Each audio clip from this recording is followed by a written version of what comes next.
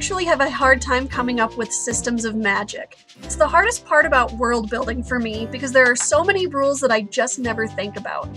But I've created a system for my novel, the Honeywood PROXY, and I'd like to talk a little bit about my process and how I made decisions. When I first set out to write, I knew I wanted a magical system that could affect human beings and alter them physically. This came about because of my love for the Space Marines in Warhammer 40k, and my love for the clones in Star Wars, and I wanted to capture that sense of brotherhood for some of the characters. What's essential in both of these worlds is that the characters have been physically changed by someone else, which means they're not a part of normal society. In a traditional fantasy world, that meant that they were changed magically, becoming the guards, defenders of the city.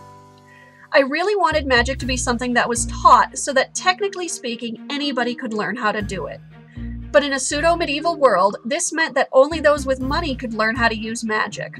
It became a basic part of the tutoring that somewhat wealthy children received. This had a really strange consequence. Magic became inextricably tied to the social and political structure of the world that I created. What I ultimately sat down to decide for myself was, what could magic do? And more importantly, what could magic not do? I decided magic should be subtle but must work with what's already present. This meant that not everybody could be changed to become a guard, for instance. They had to have some particular quality about them that made them qualify for the change. This was, in the end, the most important decision I could have possibly made, because it changed the way I thought about magic for this novel, and it helped define what characters could do with magic and what was virtually impossible.